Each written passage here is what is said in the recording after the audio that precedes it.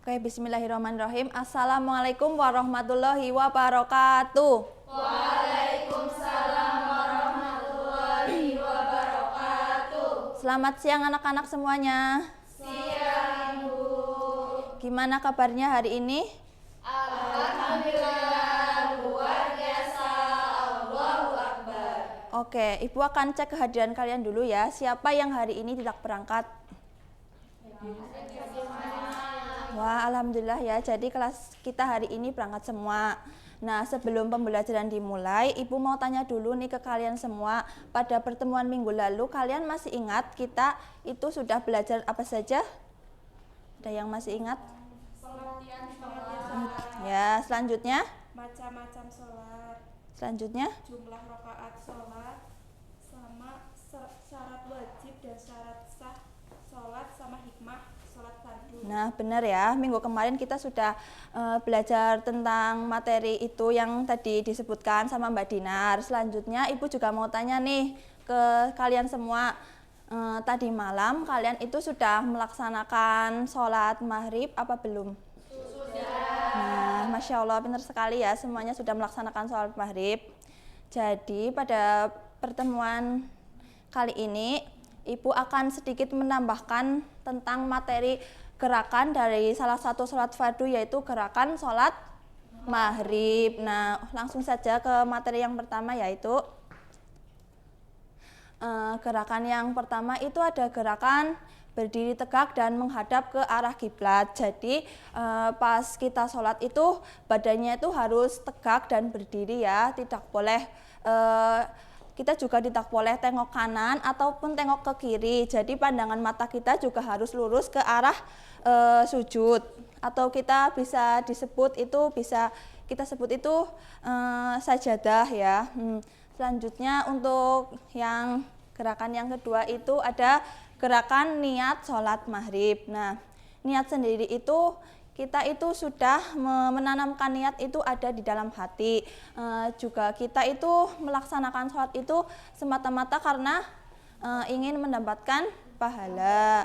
Nah, untuk gerakan yang ketiga itu ada gerakan takbiratul ihram. Gerakannya itu kita itu angkat kedua tangan sejajar dengan telinga, dan untuk yang perempuan itu sejajar dengan dada. Lalu kita ucapkan Allahu Akbar. Setelah itu kedua tangan kita ini disedekapkan seperti ini ya, seperti contoh yang ada di gambar. Nah, selanjutnya gerakan yang keempat itu membaca doa iftitah. Membaca doa iftitah ini dilakukan setelah menyambung dari gerakan takbiratul ihram. Untuk gerakan yang kelima masih disambung ya, yaitu kita itu dianjurkan itu membaca surat Al-Fatihah. Setelah itu kita juga dianjurkan itu membaca surat pendek yang ada di Al-Quran. Nah, kalian semua tahu nggak surat pendek yang ada di Al-Quran itu misalnya surat apa? Nah, benar ya, surat An-Nas. Untuk yang ketujuh itu ada gerakan ruku. Gerakan ruku itu gerakan yang seperti apa ya? Ada yang tahu? Nah, benar sekali, gerakan membungkuk. Gerakannya itu angkat kedua tangan kita sambil mengucap Allahu Akbar. Lalu kemudian badan kita itu dibungkukkan seperti yang ada pada gambar PPT ya. Lalu setelah itu ada lututnya itu dipegang dengan kedua tangan, dan lalu punggung kita itu lurus, dan tidak boleh melenceng atau melengkung. Selanjutnya itu ada gerakan iktidal. Nah, gerakan iktidal ini yaitu gerakannya itu berdiri tegak kembali sambil mengangkat kedua tangan dan mengucap Sami'allahu liman hamidah. Gerakannya itu ada gerakan kayak gini seperti ini. Nah, kemudian itu mengangkat kedua tangan dan mengucapkan Sami'allahu liman hamidah. Selanjutnya untuk gerakan yang ke-9 itu ada gerakan sujud yang pertama. Gerakannya itu bisa badan kita itu diturunkan ke lantai. Nah, di lantai itu ada bagian dari tubuh kita yang menempel, seperti ada apa saja di situ? Ada dahi, hidung, dan kedua telapak tangan serta lutut dan ujung jari kaki. sambil mengucap kembali Allahu Akbar. Gerakannya itu seperti yang ada di gambar ya.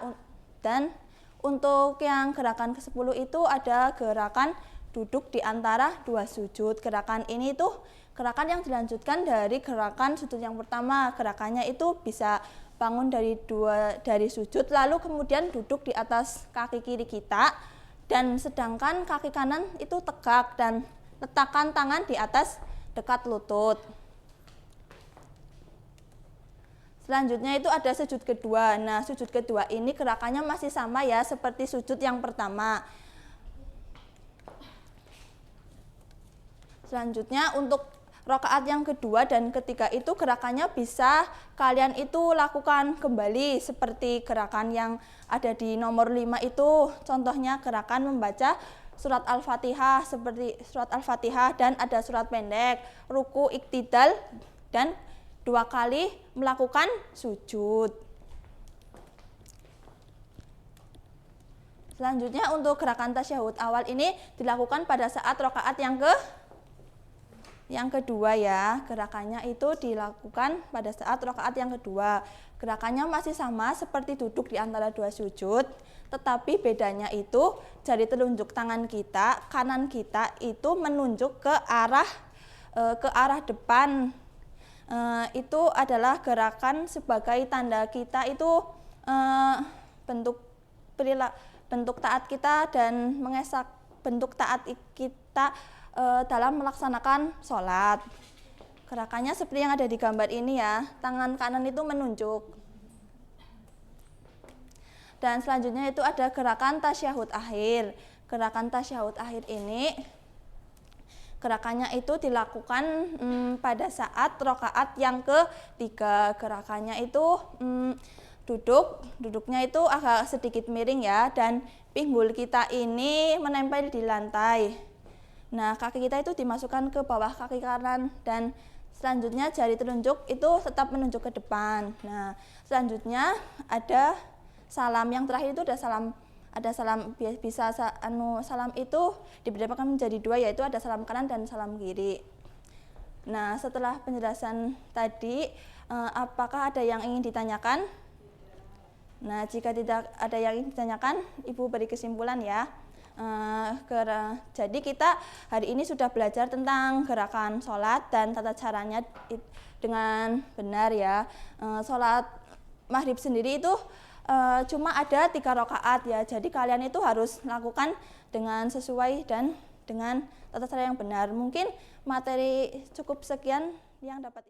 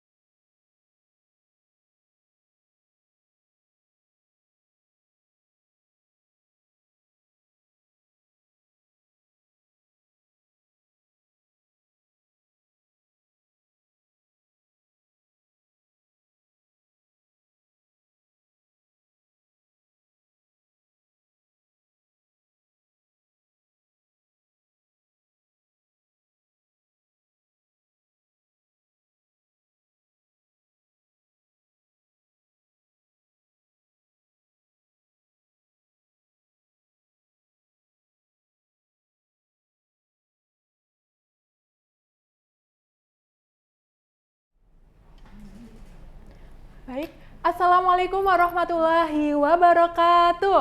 Waalaikumsalam warahmatullahi wabarakatuh. Ya, selamat siang anak-anak. Siang, Ibu. Oke, sebelum kita mulai pembelajaran pada siang hari ini, Ibu minta ketua kelas untuk menyiapkan berdoa terlebih dahulu. Bersiap berdoa mulai. Bismillahirrahmanirrahim. Baik, gimana nih kabarnya kalian hari ini? Alhamdulillah, luar biasa, Allahu Akbar. Kayaknya kurang semangat ya, coba satu kali lagi. Gimana kabarnya kalian hari ini?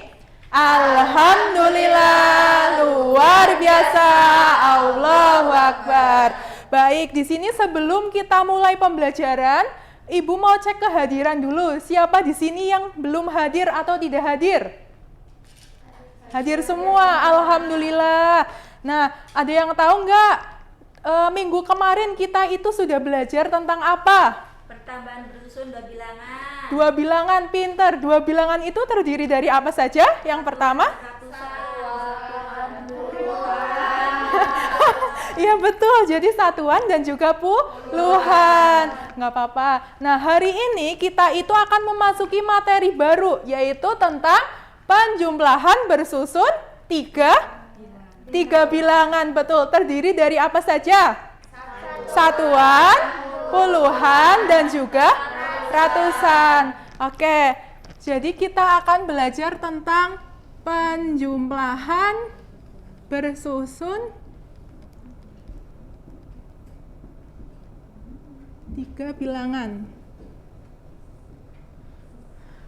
Misalnya, ibu memiliki 300 lembar kertas. Kemudian, ibu tumpuk di sebuah kertas yang terdiri dari 400 lembar itu. Kira-kira bagaimana ya cara kita menghitungnya? Dan berapa jumlah dari seluruh kertas itu? Banyak, pinter. Jadi, cara menghitungnya, tadi itu kan ada 300 lembar. Dan juga ada berapa yang kedua? 400. Oke, 400 lembar. Kemudian, ibu tuliskan dulu kalimat matematikanya. Kalimat matematikanya itu adalah 300 ditambahkan dengan 400. Nah, karena kita itu materinya adalah penjumlahan bersusun dan biar mudah menghitungnya, caranya itu bagaimana? Langkah menghitung penjumlahan bersusun itu adalah seperti ini. Yang pertama, kita tuliskan dulu angka 300-nya. Kemudian, yang angka 400 ini kira-kira ditaruh di sebelah mana? Di bawahnya. Lurus dengan bilangan ini atau tidak? Lurus. Pintar. Jadi 0, 0 dan juga 4. Kemudian kita hitung. Hitungnya itu mulai dari yang sebelah kanan terlebih dahulu. Berarti dimulai dari kolom satuan. Kemudian kolom puluhan. Baru kolom ratusan. Ya udah pada pinter-pinter semua ya di sini ya. Alhamdulillah. Oke, kita hitung sama-sama. 0 ditambah dengan 0, hasilnya berapa? 0. Oke. Sekarang 0 ditambah dengan 0, hasilnya berapa? 0. Sekarang 3 ditambah dengan 4, berapa hasilnya? 7. Pintar. Jadi, total atau jumlah lembar kertas milik ibu itu ada berapa? 700 lembar. Oke, sampai sini ada yang mau ditanyakan atau tidak? Belum, oke. Sekarang ibu punya contoh lain. Misalnya, ada angka 345 ditambahkan dengan 10. Kira-kira bagaimana cara menyusun angka ini?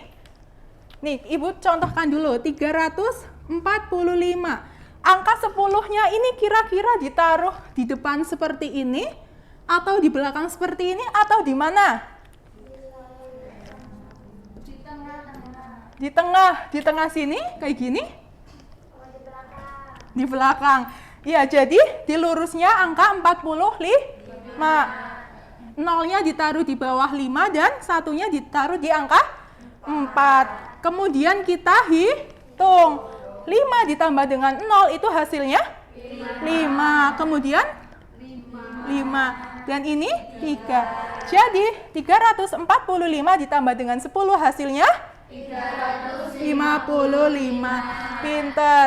Nah, jadi hari ini kita sudah belajar tentang apa saja? Tentang lahan bersusun. Bilangan. Cara menghitungnya dari sebelah kanan terlebih dahulu. Berarti dari satuan. Kemudian baru ratusan. Sampai sini ada yang mau ditanyakan atau tidak? Belum. Baik.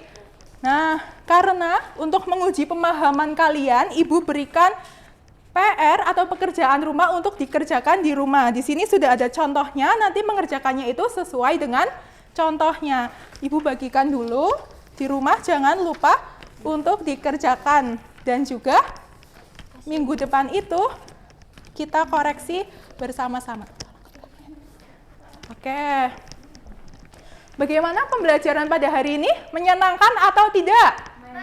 Menyenangkan. Oke. Mungkin karena waktunya sudah menunjukkan pukul istirahat ya. Jadi, Ibu akhiri untuk pembelajaran pada hari ini dan kita membaca hamdalah bersama-sama. Alhamdulillahirabbil alamin. Sekian dari Ibu, kurang dan lebihnya Ibu memohon maaf. Terima kasih. Wassalamualaikum warahmatullahi wabarakatuh.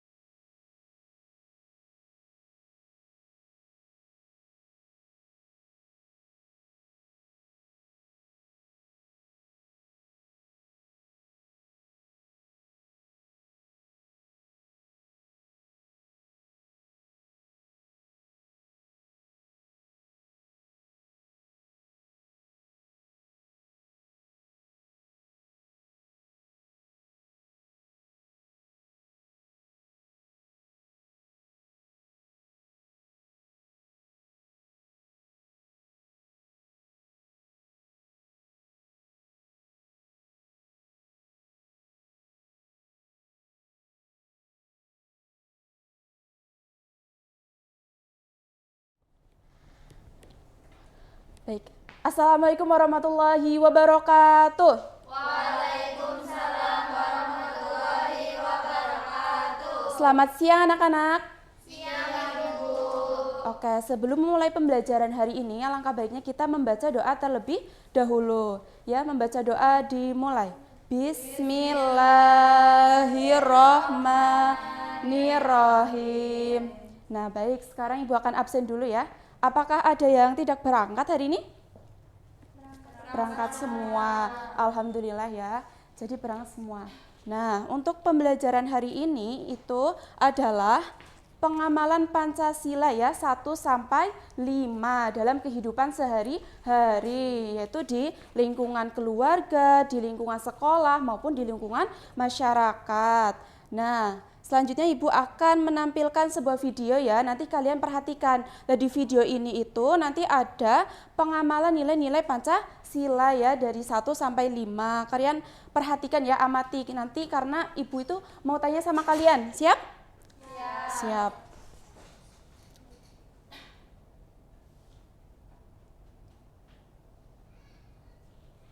Kok nggak buka suara sih? Bentar. Ini. Yang mana? Volume. Ih, bentar.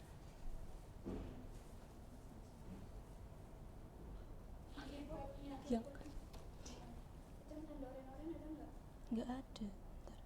Yang gambar volume. Oh, bentar. Ini ya?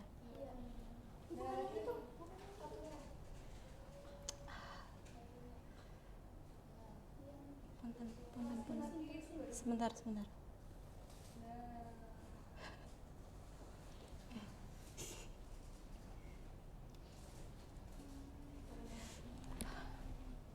Ini gimana? Menghargai pendapat orang lain itulah Pancasila. Rambutnya. Tidak memaki-maki orang di media sosial itulah Pancasila. Memberi bantuan tetangga yang membutuhkan itu juga Pancasila. Memberi tempat duduk pada penumpang yang lebih membutuhkan itu juga ajaran Pancasila. Membantu nenek menyeberang jalan itulah nilai Pancasila. Tidak melanggar aturan lalu lintas dan berkendara itu juga Pancasila.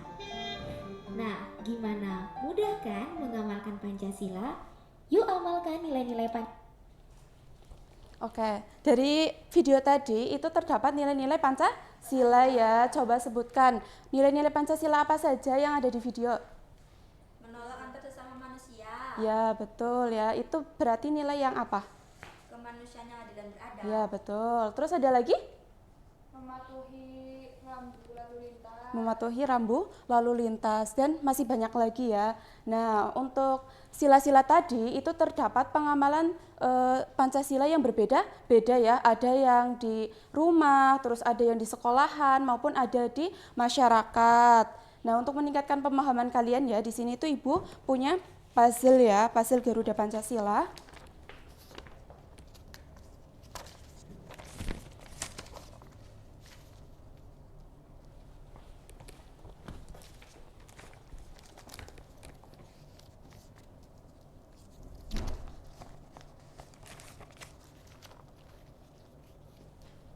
Nah, jadi gini ya, nanti kalian itu akan bermain ya. Nah, bermain. Nah, jadi aturannya itu pertama Ibu akan kocok ya nama kalian. Nanti siapa yang namanya itu muncul, nanti kalian maju ke depan terus mengambil kertas ya, kertas yang sudah ada tulisannya mengenai pengamalan Pancasila. Nah, terus nanti kalian tempelkan di bagian yang tepat ya. Contohnya nih, ada memberi bantuan tetangga yang tertimpa musibah. Berarti ini termasuk yang apa? Masyarakat. Terus nanti kalian tempelkan di sini ya. Nah, kita mulai.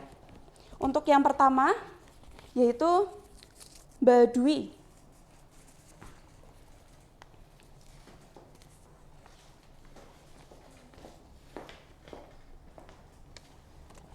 Dibaca dulu.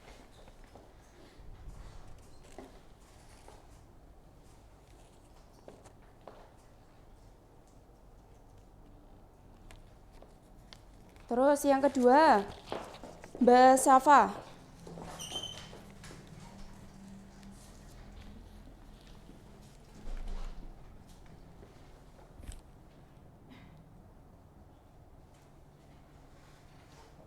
Nah, baik anak-anak, kita cocokkan ya bersama-sama.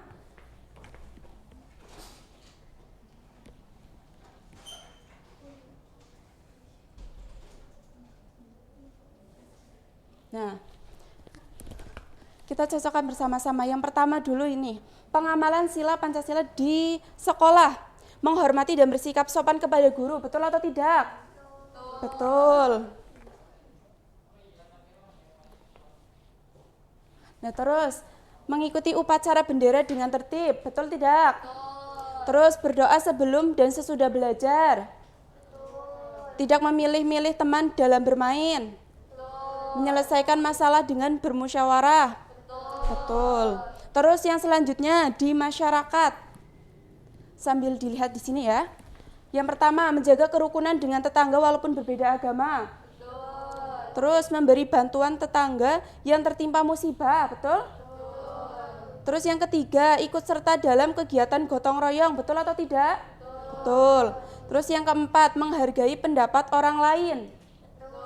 Kelima, bersikap adil terhadap sesama orang, betul? Betul. Terus yang ada di lingkungan rumah ya atau keluarga, yang pertama berdoa sebelum dan sesudah makan, betul atau tidak? Betul. Terus berkata sopan dan menghormati orang tua, betul? Betul. Terus menjaga kerukunan dalam keluarga, betul? Betul. Mendengarkan orang lain yang menyampaikan pendapatnya, betul? Betul. Terus yang terakhir, membagi tugas rumah secara adil, betul. Jadi semuanya betul semua ya. Nah, dari contoh tadi, kalian sudah paham belum pengamalan nilai-nilai Pancasila di lingkungan sehari-hari? Sudah paham? Sudah. Oke. Jadi pembelajaran hari ini Ibu cukupkan ya. Mari kita tutup pembelajaran dengan bacaan hamdalah bersama-sama. Alhamdulillahirabbil alamin. Wassalamualaikum warahmatullahi wabarakatuh.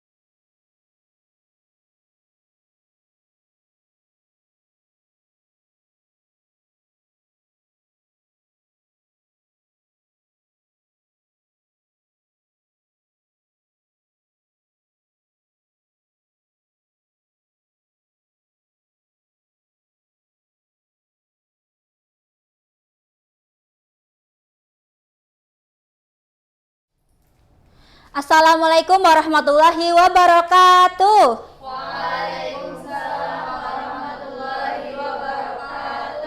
Sebelum mulai pembelajaran, kita buka dengan membaca basmalah bersama-sama. Bismillahirrahmanirrahim. Sebelumnya, Ibu mau tanya, siapa nih hari ini yang nggak berangkat atau semua berangkat? Oke. Pada siang hari ini, Ibu mau tanya nih, siapa yang masih ingat pembelajaran kita di pertemuan sebelumnya? Ada tokoh, penokohan, latar, sama amanat. Oke, kemarin kita sudah membahas 4 unsur intrinsik sebuah cerita. Yang pertama tadi tokoh, yang kedua penokohan, yang ketiga latar, dan yang keempat Amanat. Dan hari ini kita akan tambah 1 unsur. Ada yang tahu nggak kira-kira apa sih unsur yang kelima ini? Belum ya. Nah, sebelum itu Ibu punya 1 cerita. Nah, Ibu harap anak-anak sekalian membaca dengan seksama karena nanti kita akan mencari unsur intrinsik yang ada di cerita tersebut. Bagaimana? Anak-anak sudah siap? Sudah. Oke, yang pertama Ibu mau tanya nih, siapa yang masih ingat apa itu tokoh?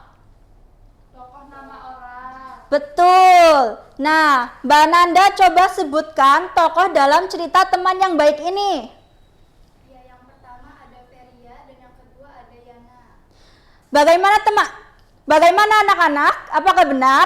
Benar. Oke, yang kedua pertokohan atau sifat dari sang tokoh. Menurut Mbak Dindi, sifat Feria ini seperti apa? Penolong. Kenapa Mbak Dindi bilang Feria ini penolong? Karena memiliki sifat empati. Oke, gimana anak-anak? Apakah benar? Benar. Lalu yang ketiga, latar. Siapa yang masih ingat? Apa itu latar? Ada latar waktu, Ya, terus? latar tempat, Ya. latar suasana. Oke. Nah, kira-kira di mana tempat terjadinya cerita tersebut? Di tengah perjalanan menuju sekolah. Bagaimana anak-anak? Apakah benar? Benar. Oke. Yang keempat, amanat. Siapa yang masih ingat amanat itu apa? Pesan. Ya betul, amanat itu pesan yang mau disampaikan oleh penulis kepada Nah, kira-kira di cerita teman yang baik ini apa amanatnya? Mbak Muti mungkin mau jawab? Sebagai sesama teman harus saling tolong. Gimana anak-anak? Apakah benar? Benar. Oke, nah kita akan masuk ke alur yang kelima. Apakah itu? Alur. Nah, di sini ada yang tahu nggak alur itu apa? Belum tahu ya. Jadi alur itu merupakan rangkaian peristiwa yang ada di dalam cerita. Nah, kira-kira nih, menurut Mbak Afifah, rangkaian peristiwa pertama dalam cerita teman yang baik itu apa? Feria berjalan menuju sekolah. Gimana anak-anak, benarkah? Lalu yang kedua, Mbak Dwi mungkin. Rangkaian yang kedua. Feria melihat Yana terjatuh karena tersandung batu. Oke, gimana anak-anak? Benar? Benar. Lalu, rangkaian yang ketiga. Ada yang mau baca? Mbak Najwa mungkin? Feria segera membantu Yana mengambil buku-bukunya. Oke, benar ya anak-anak. Lalu yang keempat itu rangkaiannya mereka menjadi sahabat yang selalu saling membantu. Nah, kita kan udah tahu nih unsur intrinsik di cerita teman yang baik. Jadi hari ini, pada siang hari ini, kita sudah belajar tentang apa saja? Tokoh, lalu penokohan, lalu latar, kemudian amanat, lalu alur. Oke. Sampai di sini, apakah ada yang masih dibingungkan atau mau ditanyakan kepada Ibu? Jika tidak ada, cukup ya dari Ibu. Terima kasih atas antusias kalian dan semangatnya hari ini ya. Kita tutup pembelajaran hari ini dengan bacaan hamdalah bersama-sama. Alhamdulillahirabbil alamin. Wassalamualaikum warahmatullahi wabarakatuh.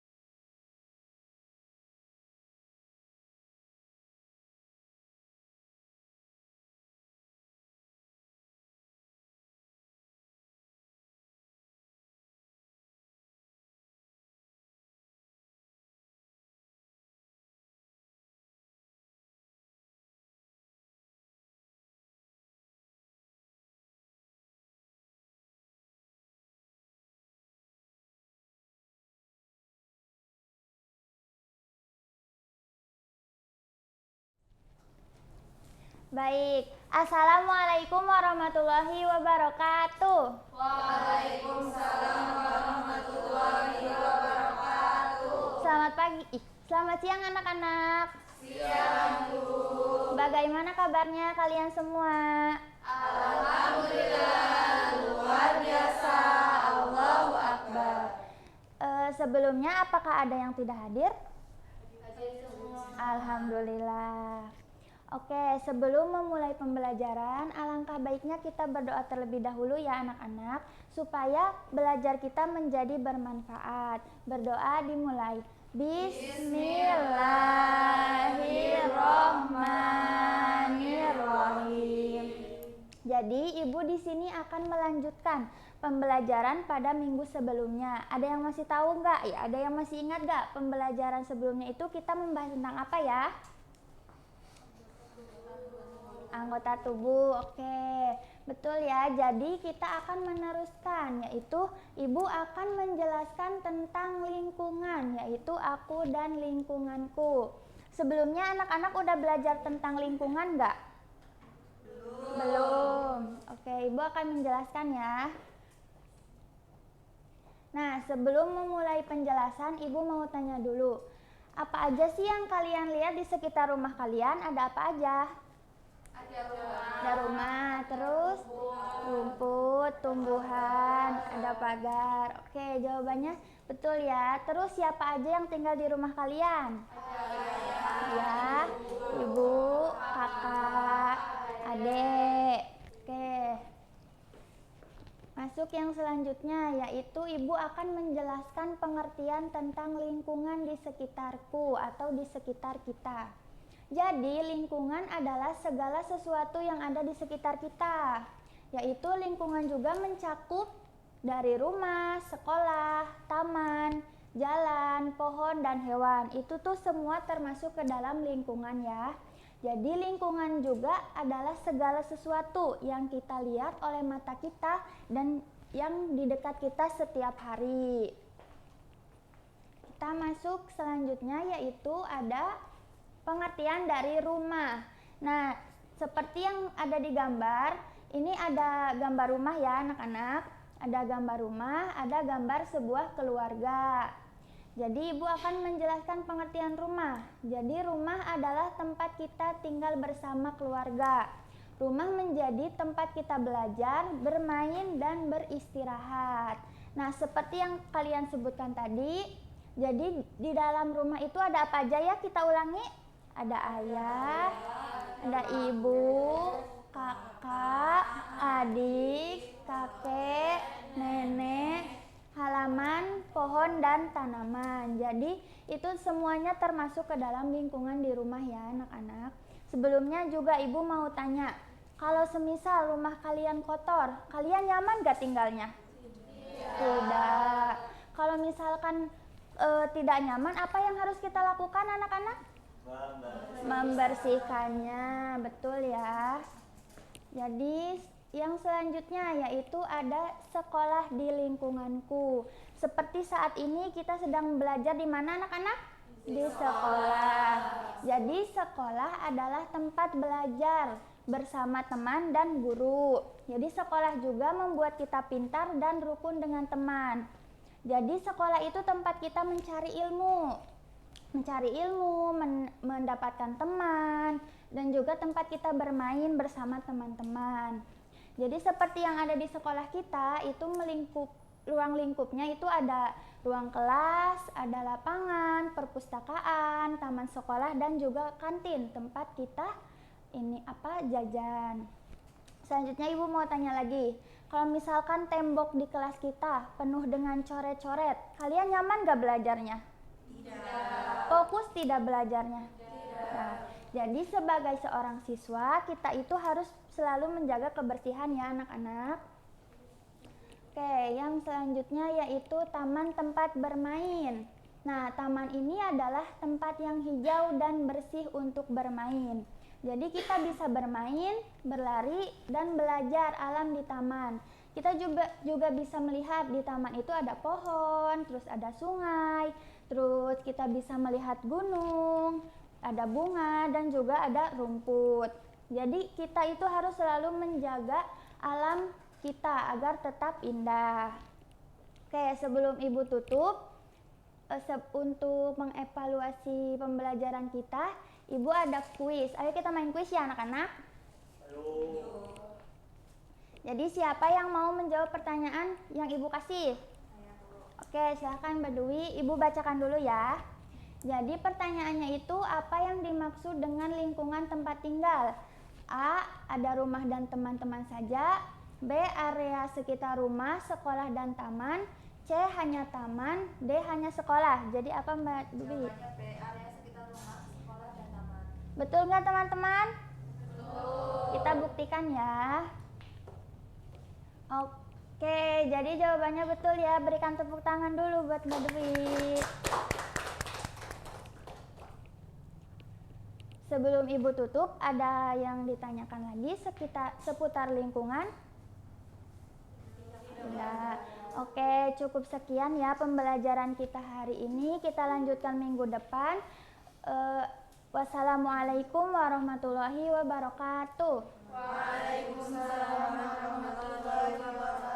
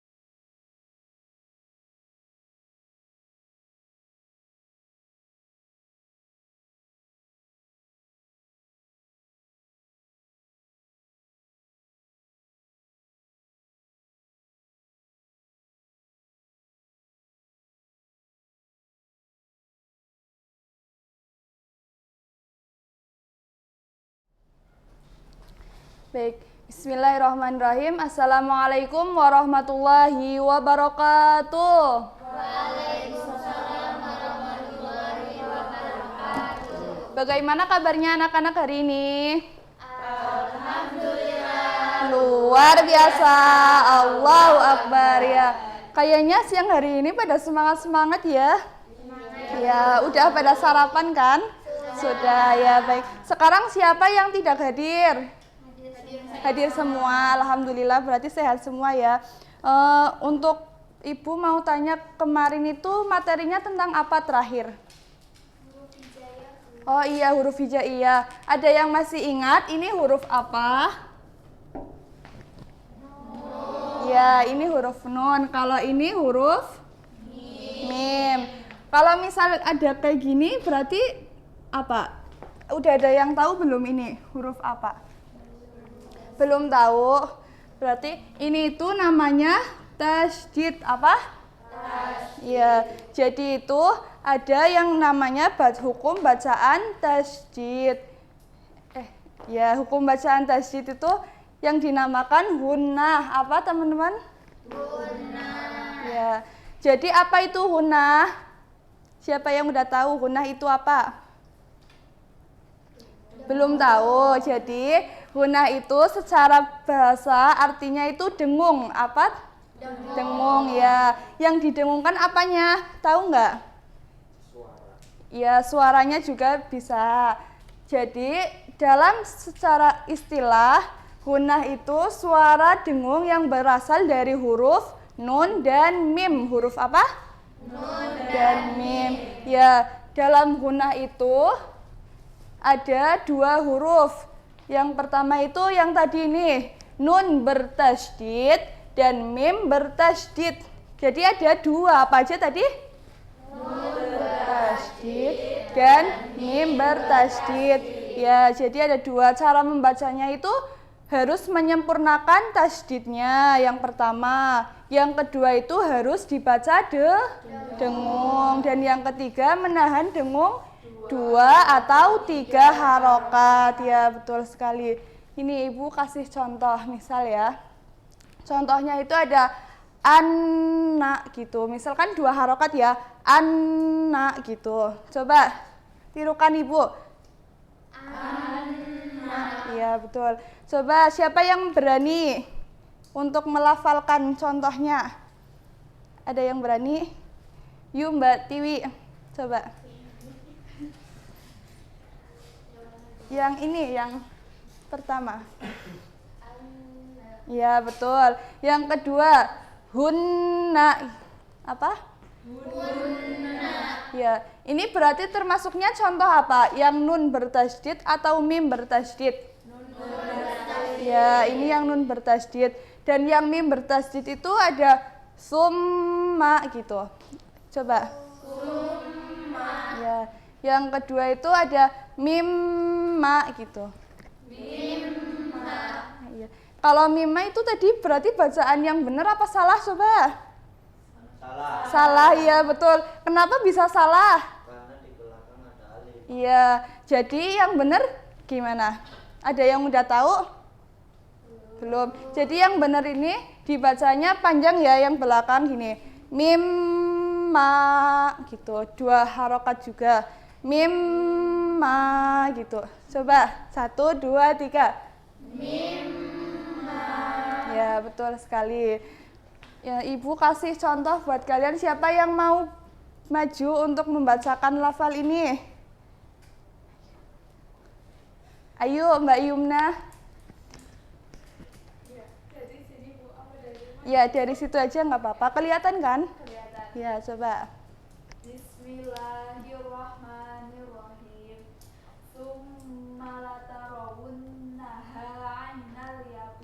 Lah, anak-anak di sini tuh ada bacaan gunnah apa enggak? Ada berapa?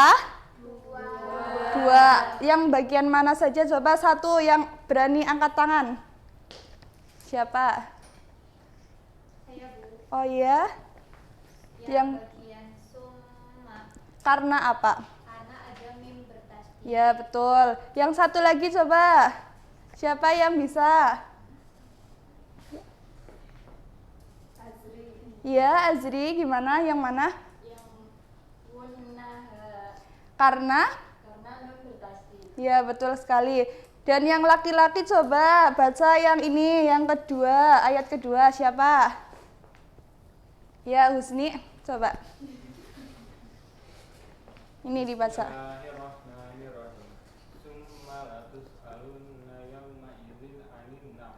Ya, betul. Ada berapa huruf gunnah di sini? 3. Yang mana saja?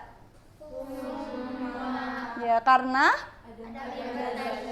Terus yang kedua ada? Karena? Dan yang terakhir mana? Ya, betul. Karena apa? Ya, betul sekali. Jadi itu huruf gunnah itu harus dibaca dengung. Ada berapa tadi? 2 huruf. Apa saja? Mim. Ya, betul sekali. Nun bertasydid dan mim bertasydid. Terus Ibu ada permainan, ada tepuk. Kalian bisa nggak yang tepuk Qur'ani? Belum bisa ya. Jadi Ibu contohkan dulu ya, gini misal tepuk Qur'ani, Al-Qur'an, hebat, semangat, Masya Allah, gitu coba. 1, 2, 3. Tepuk Qur'ani, Al-Qur'an, hebat, Masya Allah. Coba ulang lagi. Mau coba. Tepuk Qur'ani, Al-Qur'an, hebat, semangat, Masya Allah. Ya, pinter-pinter ya anak-anak. Siapa yang masih bingung tentang hukum bacaan gunnah? Ada yang mau ditanyakan enggak? Beneran? Enggak ada yang bertanya? Ya udah, berarti sudah cukup ya. Jadi untuk membaca gunnah itu ada mim bertasydid dan nun bertasydid. Itu membacanya harus dengung dengan konsisten. Tahu konsisten? Iya, jadi misal kalau dalam satu, tadi kan ini ada satu kalimat ya. Dalam satu ini harus, misal dibaca 2, berarti ini 2 juga. Kalau 3, 3 gitu ya. Mungkin sekian dari Ibu. Wabillahi taufiq walhidayah. Wassalamualaikum warahmatullahi wabarakatuh.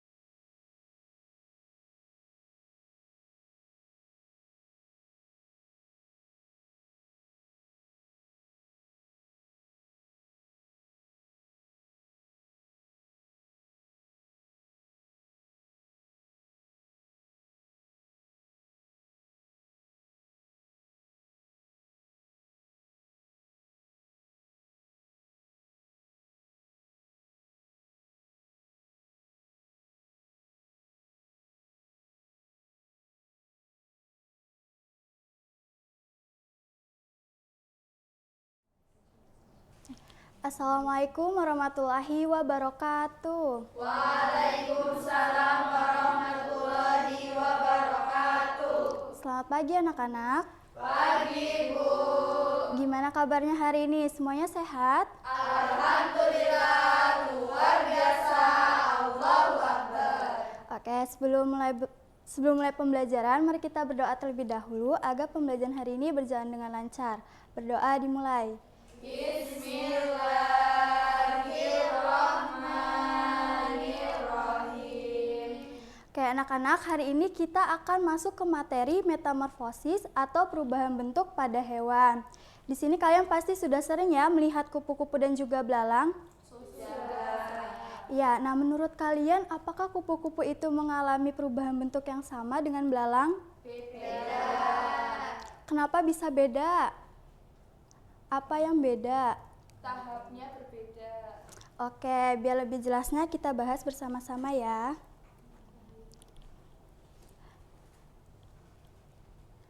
Oke, yang pertama itu pengertian dari metamorfosis. Apa itu metamorfosis? Metamorfosis adalah proses perubahan bentuk tubuh hewan secara bertahap dari tahap muda hingga menjadi tahap dewasa. Nah, metamorfosis itu terbagi menjadi 2 jenis, yaitu metamorfosis sempurna dan metamorfosis tidak sempurna. Ya, yang pertama selanjutnya yaitu ada metamorfosis sempurna. Apa itu metamorfosis sempurna? Metamorfosis sempurna adalah proses perubahan bentuk hewan yang melalui 4 tahap berbeda, yaitu ada tahap telur, kemudian ada tahap pupa atau kemudian ada tahap larva atau ular, terus kemudian ada tahap pupa atau kepompong, dan yang terakhir ada tahap dewasa, ya, atau imago. Nah, hewan yang mengalami metamorfosis sempurna ini adalah hewan kupu-kupu. Ya, jadi kupu-kupu mengalami tahap awalnya yaitu telur. Kupu-kupu betina meletakkan telur-telurnya di permukaan daun. Lalu telur tersebut akan menetas dan berubah menjadi ulat. Nah, nanti ulat ini akan makan dedaunan sehingga dia akan tumbuh besar. Nah, setelah ulat tumbuh besar, dia akan berubah menjadi kepompong. Nah, di sini kepompong mengalami proses perubahan yang cukup lama di dalam kulitnya ya, di dalam kepompongnya, sehingga ketika kepompong sudah siap, dia akan berubah dan keluar menjadi kupu-kupu yang indah. Ya, yang selanjutnya yaitu ada metamorfosis tidak sempurna. Metamorfosis tidak sempurna adalah proses perubahan bentuk pada hewan yang hanya melalui 3 tahap, yaitu tahap telur, kemudian ada tahap nimfa, dan tahap imago atau dewasa. Nah, hewan yang mengalami metamorfosis tidak sempurna ini salah satunya yaitu ada belalang. Apa saja tahapan dari belalang? Yaitu belalang mengalami tahap pertama ada telur. Belalang betina meletakkan telur-telurnya di dalam tanah atau di atas daun. Lalu setelah telur menetas, dia akan berubah menjadi nimfa. Nah, nimfa ini adalah belalang muda yang bentuknya itu menyerupai dengan belalang dewasa, tapi dia ukurannya masih kecil dan belum memiliki sayap yang sempurna. Nah, ketika belalang muda itu mengalami pergantian kulit, dia akan berubah menjadi belalang dewasa yang memiliki sayap sempurna untuk terbang, berpindah tempat dari satu tempat ke tempat yang lainnya. Nah, lalu tadi apakah kupu-kupu itu mengalami perubahan bentuk yang sama dengan belalang? Ya, jadi perbedaannya itu kupu-kupu memiliki tahap kepompong, sedangkan belalang tidak memiliki tahap kepompong. Nah, kupu-kupu juga melalui 4 tahap yang disebut dengan metamorfosis sempurna. Sedangkan belalang hanya melalui 3 tahap, yaitu disebut dengan metamorfosis tidak sempurna. Oke, berarti sampai sini sudah pada paham? Sudah. Coba sekarang Ibu mau tanya ke Mbak Linggar. Tadi apa saja tahapan dari metamorfosis kupu-kupu? Yaitu ada telur, ada larva, kepompong, sama kupu-kupu dewasa. Benar atau tidak? Benar. Oke, tepuk tangan dulu ya buat Mbak Linggar. Sekarang coba sebutkan tahapan dari metamorfosis belalang, Mbak Yumna. Telur, terus larva, terus belalang. Benar atau tidak? Iya. Jadi apa yang benar tahapan dari metamorfosis belalang?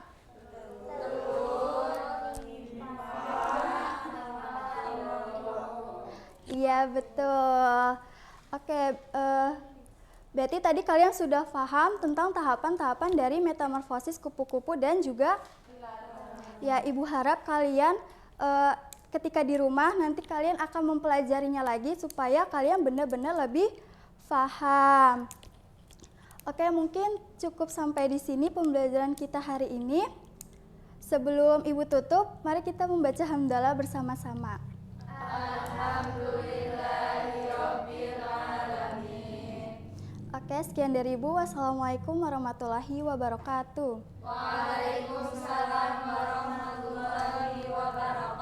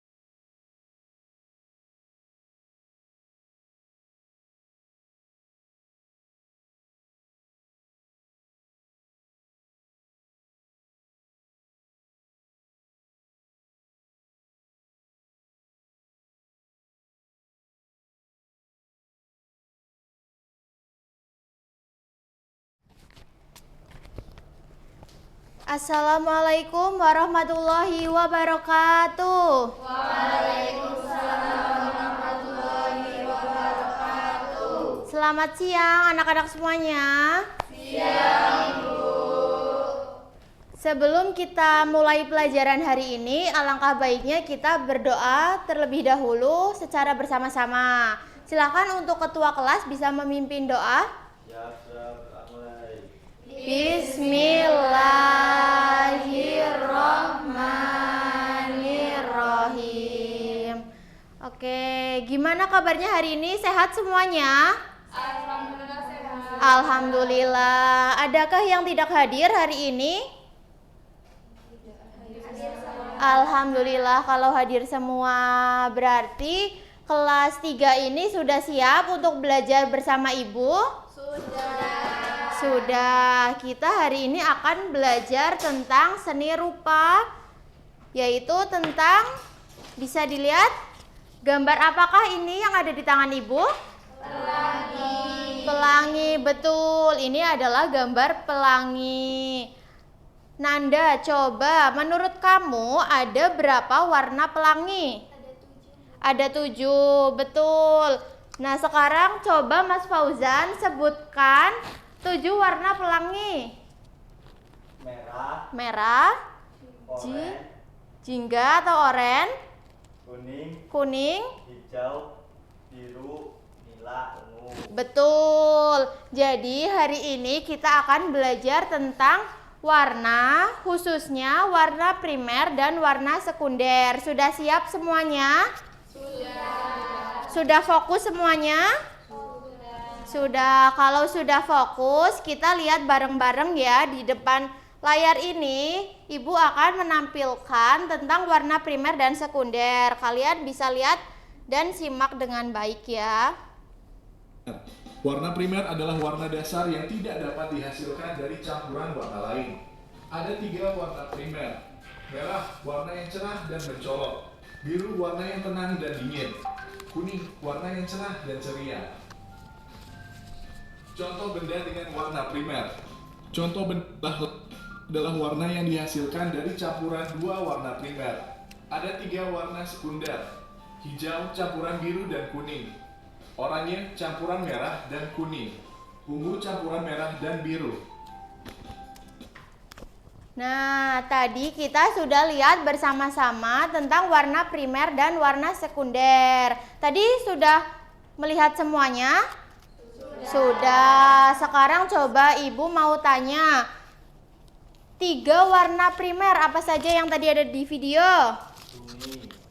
Kuning, betul. Terus siapa lagi yang mau menjawab? Merah. Terus warna selanjutnya? Biru. Jadi warna merah, kuning, dan biru ini termasuk warna primer atau warna asli. Karena warna-warna ini tidak bukan berasal dari campuran warna lain.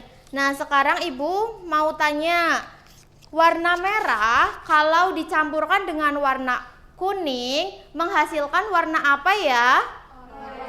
Warna oranye, betul. Tadi warna oranye termasuk warna sekunder. Kenapa oranye disebut warna sekunder? Karena campuran, betul. Sudah paham semuanya ya tentang warna-warna primer dan warna sekunder? Sudah. Nah, biar kalian lebih paham, di sini Ibu punya LKPD pencampuran warna. Nanti Ibu akan bagi menjadi 3 kelompok ya. Kelompoknya dengan teman depan belakangnya saja.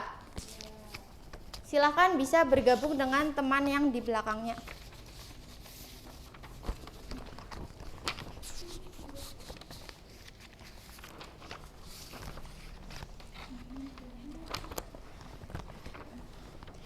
Nah, dengarkan dulu ya. Di situ ada instruksi warnailah lingkaran sesuai warna yang tertulis. Lalu tentukan hasil campurannya. Jadi, yang tulisannya biru di lingkarannya itu diwarnain warna apa? Biru. Kalau yang warna kuning? Kuning. Nanti biru dan kuningnya dicampurkan, kira-kira menghasilkan warna apa ya? Kalau sudah, warnanya ditulis di titik-titik yang ada di bawah. Bisa dipahami? Bisa. Oke, silakan dikerjakan ya.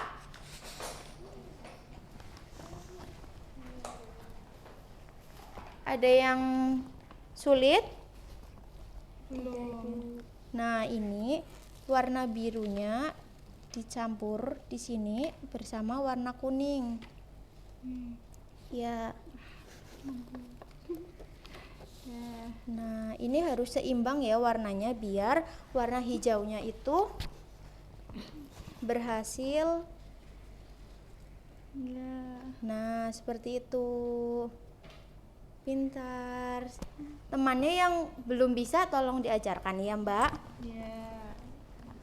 Kelompok sini ada yang kesulitan? Tidak.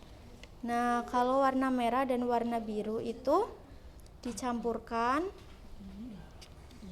Nah, kalau udah ini hasilnya warna apa ya? Ungu, betul. Nah, temannya yang belum selesai dibantu ya. Kelompok yang sini ada yang kesulitan? Iya Bu, belum diwarnai. Ya, ini warna merahnya ya. Ya, ini merah. Ini kuning. Itu kuning, jadinya kalau dicampur jadi oranye. Iya, merah dan kuningnya harus seimbang ya, biar menghasilkan warna sekunder. Oke anak-anak, sudah selesai semuanya? Sudah. Ada yang mau maju? Nanda mau maju. Oke, silahkan Nanda. Beri tepuk tangan dulu dong untuk Nanda yang sudah berani maju. Nah, Nanda sekarang coba jelaskan warna apa saja yang kamu dapatkan. Iya, jadi di sini ada warna biru dan juga warna kuning. Ketika dicampur akan menghasilkan warna hijau. Lalu yang kedua ada warna merah dan juga warna kuning. Ketika dicampur akan menghasilkan warna oranye. Dan yang ketiga ada warna merah dan juga warna biru. Ketika dicampur akan menjadi warna ungu. Oke, betul semuanya? Betul. Kita kasih tepuk salut dulu buat Nanda. Tepuk salut. Jempol kanan, jempol kiri, 2 jempol, salut. Silahkan duduk Nanda, terima kasih.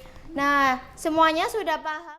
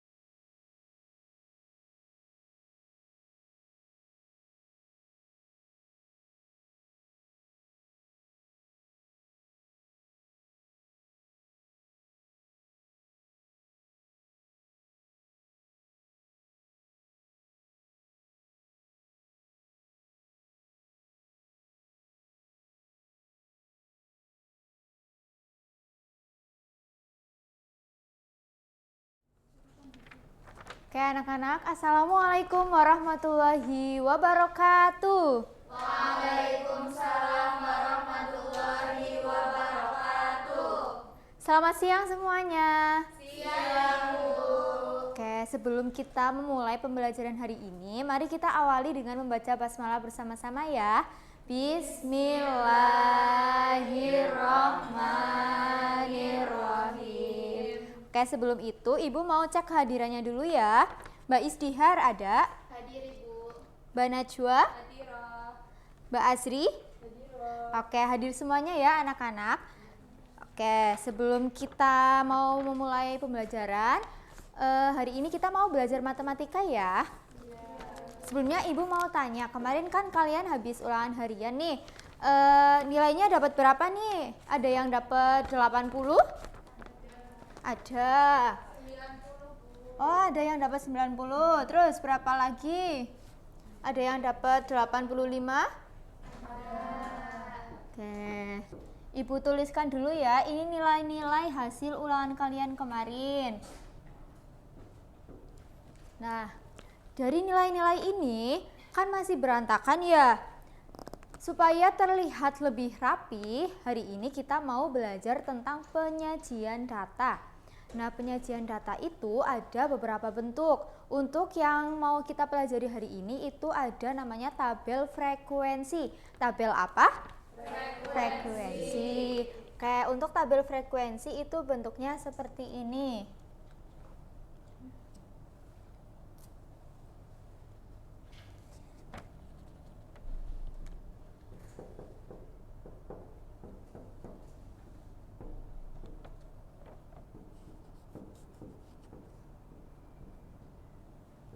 Nah, pada kolom yang pertama itu nanti kalian menuliskan nilainya dari nilai yang terkecil. Coba nilai terkecil yang di sini ada berapa? 80. Iya, 80. Lalu 85. Ada 90. Nah, lalu kita tuliskan ada berapa nilai 80-nya? Coba kita lingkari dulu. Ini 80 yang pertama. Kita lingkarin lalu kita buat lidi di sini. Nah, lalu masih ada 80 lagi? Ada. Ya, kita lingkarin lagi lalu kita bentuk lidi di kolom terus. Apakah sudah cukup? Sudah. Nah, lalu untuk nilai 85 ada 1, lalu ada 2. Berarti lidinya ada 2. Terus yang terakhir nilai 90. Ada berapa? 1, 2. Nah, selanjutnya di kolom frekuensi kita tuliskan dalam bentuk angka. Di sini kita hitung terusnya ada berapa? 1, 2. Yang kedua? 2 juga. Dan yang ketiga? 2 juga. Nah, bisa dipahami atau belum nih anak-anak? Bisa. Coba selanjutnya kalian salin dulu ya tabelnya supaya lebih paham. Oke? Nah, sudah ya. Setelah itu ibu mau memberikan angka-angka lagi. Nanti ibu minta anak-anak ada yang maju ke depan ya untuk membuat tabel frekuensi.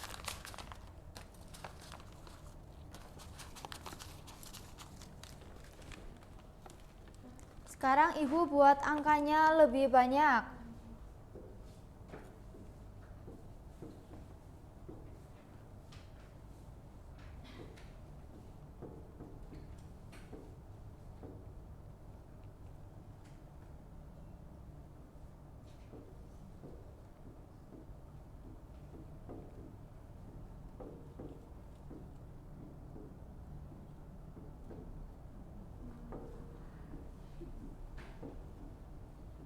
Nah, ada banyak ya nilainya ya. Supaya terlihat rapi, kita bentuk dalam tabel apa tadi? Frekuensi. Sekarang ibu mau contohkan dulu yang angka 80 ya. Untuk yang 80. Di sini kita hitung ada berapa 80-nya. Ayo kita hitung bersama-sama. 1, 2, 3, 4, 5. Masih ada lagi? Enggak. Nah, kita coba membuat turusnya. Kalau tadi kan masih di bawah angka 5 ya. Kita coba membuat turus 5. Kita hitung bersama-sama. 1, 2, 3, 4. Nah, 5-nya kalian bentuknya seperti ini. 5. Jadi nanti ketika kalian membuat turus yang lebih dari 5 itu menghitungnya gampang. Oke? Oke. Nah, sekarang untuk nilai 85, ada yang mau maju untuk melingkari? Coba Mbak Najwa.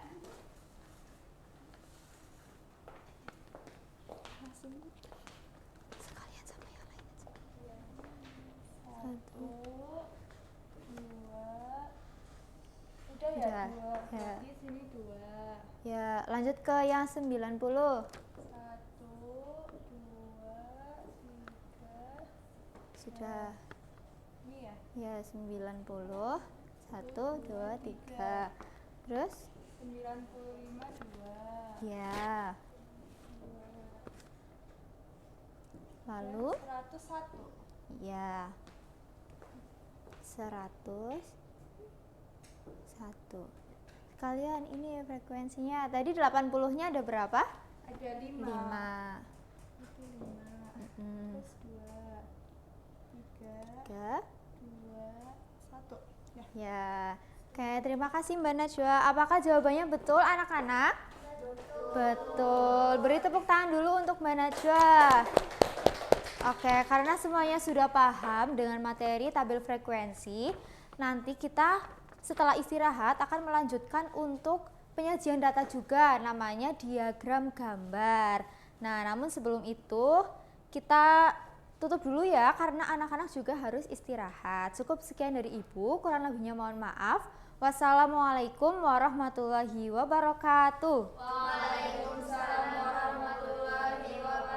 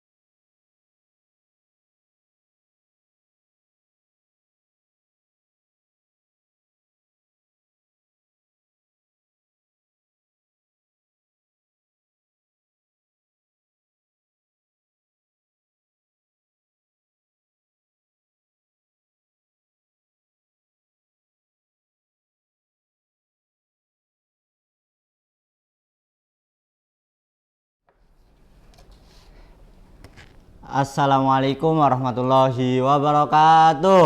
Waalaikumsalam warahmatullahi wabarakatuh. Bagaimana kabarnya hari ini anak-anak? Alhamdulillah, luar biasa, Allahu Akbar. Masih semangat? Masih semangat? Masih. Kita coba cek semangatnya. Tepuk semangat tahu nggak? Gimana ya? Tahu. Gimana ya? Coba contohin. Tepuk semangat. Semangat. Semangat. Ya, tahu kan? Tahu. Yuk kita coba bareng-bareng. Tepuk semangat. Semangat. Semangat. Ya, ternyata masih semangat. Sebelum memulai pembelajaran, mari kita berdoa terlebih dahulu. Silakan ketua kelas dipimpin. Bersiap berdoa, mulai. Bismillahirrahmanirrahim. Ya, sebelum ke pembelajaran, ada yang tidak hadir hari ini? Ya, masuk semua, alhamdulillah. Ya, langsung saja masuk ke pematerian, yaitu materi hormat dan patuh kepada orang tua dan guru. Apa sih itu hormat? Hormat adalah sikap menghargai dan memuliakan orang yang lebih tua. ya, sikap menghormati atau menghargai dan memuliakan orang yang lebih tua, seperti kepada orang tua dan guru. Ya, atau yang lebih tua intinya. Terus, apa itu patuh? Patuh adalah sikap menuruti perintah dan nasihat orang tua serta guru dengan ikhlas dan penuh kasih sayang. apakah kita harus selalu patuh kepada orang tua? Harus selalu. Coba, kalau kita disuruh nyolong, apa kita harus patuh? Tidak, berarti tidak harus patuh. Terus ya, kalau patuh itu bagusnya untuk perintah-perintah yang bagus. Kalau tidak bagus itu tidak boleh dituruti. Nah, mengapa sih kita harus hormat kepada orang tua dan guru? Karena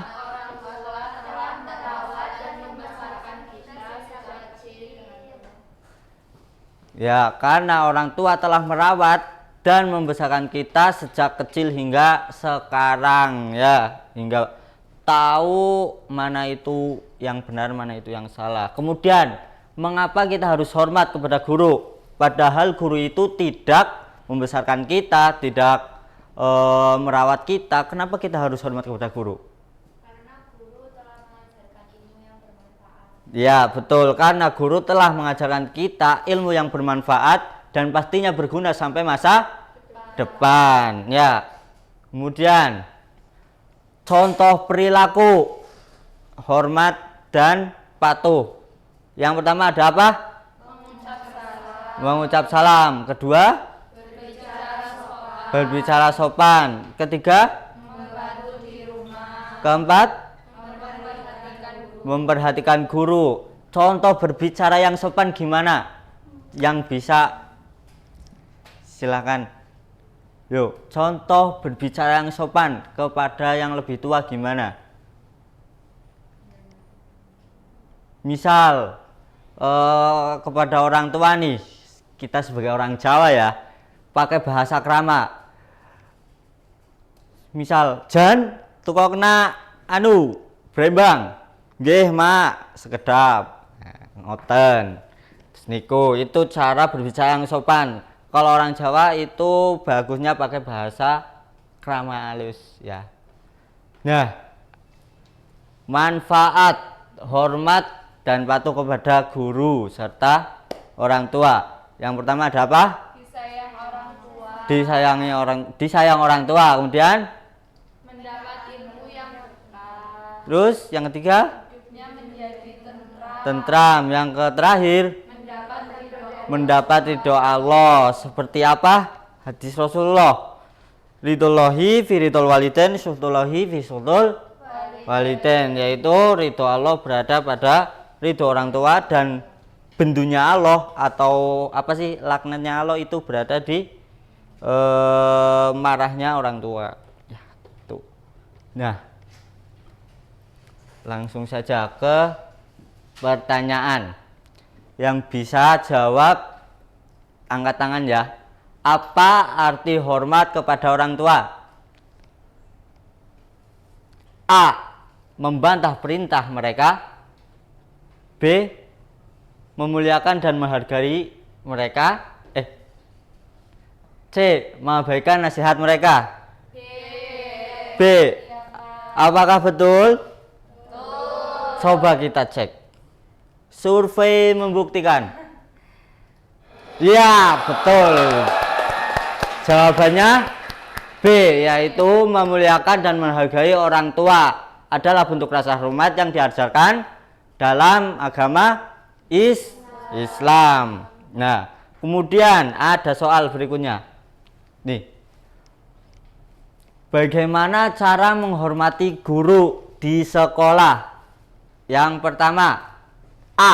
Berbicara saat guru menjelaskan. B. Memperhatikan pelajaran dengan baik. C. Bermain sendiri di kelas. Yang apa jawabannya? B. Memperhatikan pelajaran dengan baik. Coba saya minta tolong satu anak maju ke depan untuk membuktikan jawaban benar apa salah. Yuk, satu anak. Cepetan waktu. Saya, Pak. Yo. Mana? Nih. Ya. Apakah benar? Ya, benar. Jawabannya B. Memperhatikan pelajaran dengan baik. Ya. Ya. Mengapa kita harus memperhatikan pelajaran dengan baik kepada guru? Mengapa? Supaya bisa tahu. Terus itu salah satu bentuk hormat ya, bentuk hormat. Terus juga kita dapat berkahnya ilmu dari guru. Nah, jadi kesimpulannya, hormat kepada orang tua dan guru itu artinya menghargai dan menghormati.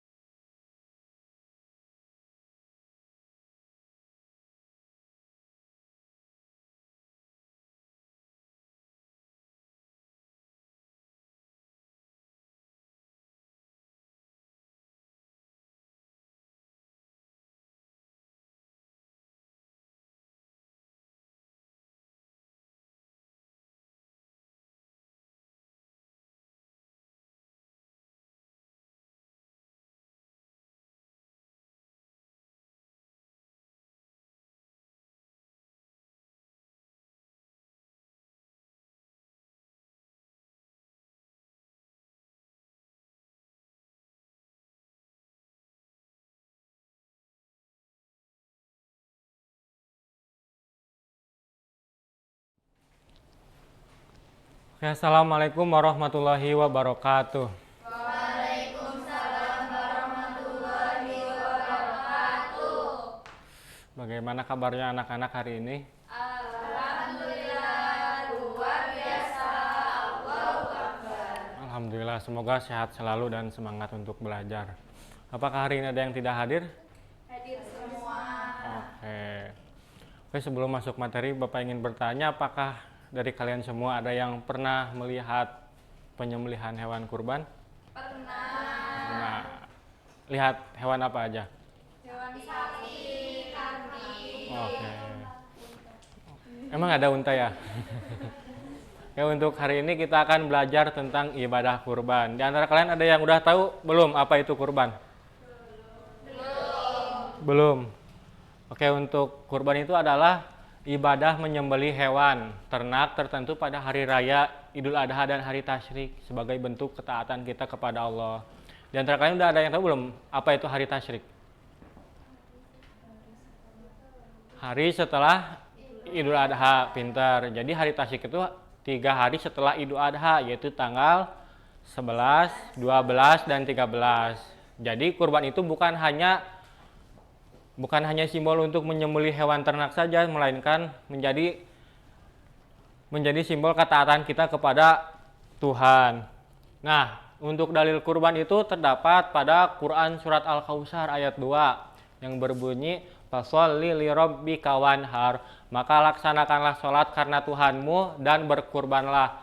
Di dalam Quran juga dijelaskan kita tuh disuruh sholat dan berkurban karena Tuhan. Jadi kita tuh kalau berkurban tuh niatkan karena Tuhan, bukan karena ingin dipuji orang. Jangan mentang-mentang kita banyak duit nih. Misalkan Mas Paujan banyak duit, dia berkurban sapi 5, tapi dia ingin dipuji orang. Nah, itu nggak baik. Itu bukan kurban. Nah, untuk hukum dan syarat kurban itu adalah hukumnya itu sunnah muakkad. Ada yang tahu nggak sunnah muakkad itu apa? Pintar. Jadi sunnah muakkad itu adalah sunnah yang dianjurkan. Nah, syarat kurban itu adalah yang pertama itu Islam. Yang pertama itu harus orang Islam. Kalau selain orang Islam itu tidak bisa, paling disebutnya hadiah.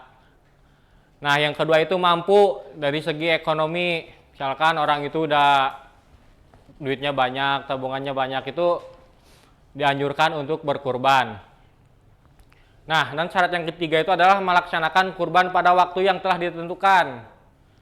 Tadi kan telah disebutkan, waktu kurban itu pada hari apa?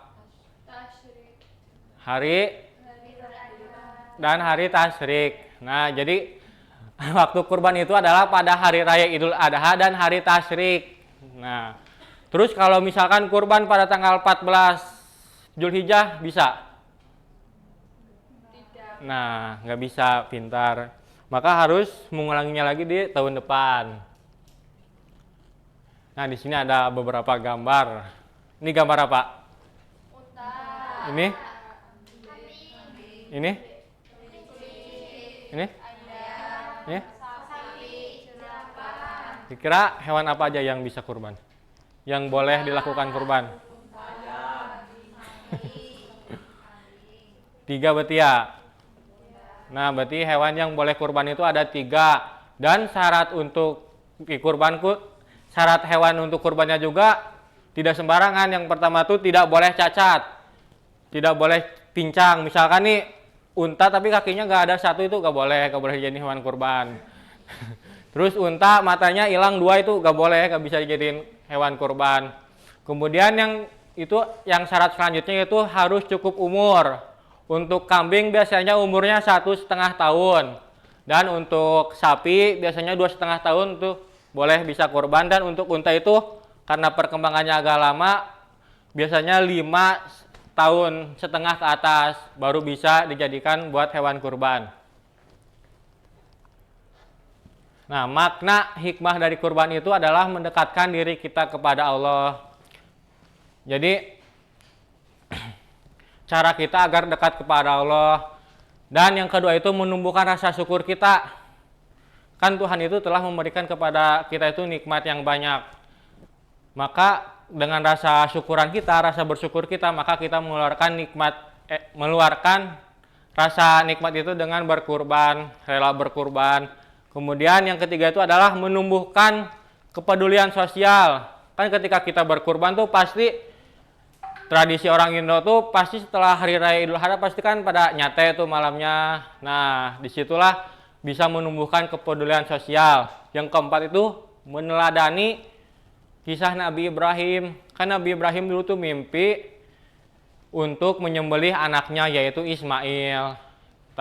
Dengan ketaatan Nabi Ibrahim, kan Nabi Ibrahim itu terkenal dengan Nabi yang paling taat kepada Tuhan. Dia akhirnya mau menyembelih Ismail, tetapi diganti sama Allah dengan hewan kurban.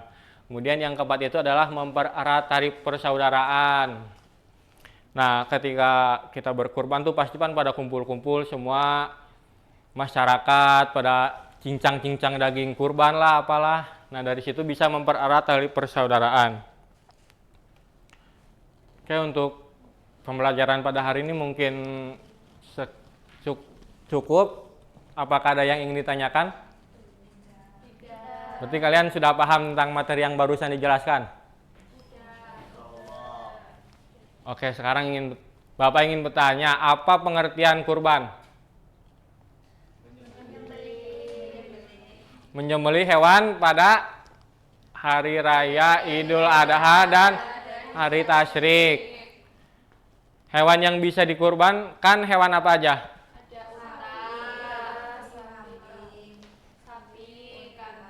Unta, sapi, dan kambing. Oke Bapak, rasa cukup kalian sudah paham. Mudah-mudahan pembelajaran hari ini bisa menjadi berkah. Bapak, kita tutup pembelajaran hari ini dengan baca hamdalah bersama-sama. Alhamdulillahirabbil alamin. Wassalamualaikum warahmatullahi wabarakatuh.